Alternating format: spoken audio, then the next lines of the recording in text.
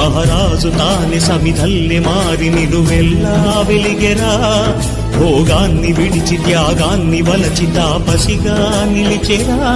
జనక్షేమమే తన సంకల్పముగా, తన ఊపిరి హోమజ్వాలముగా, స్వర్గాన్ని శాసించెనురా, అమృతమును ఆహ్వానించెనురా.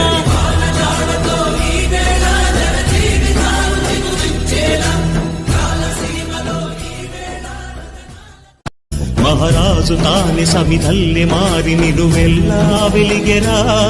భోగాన్ని విడిచి త్యాగాన్ని వలచి తాపసిగా నిలిచెరా.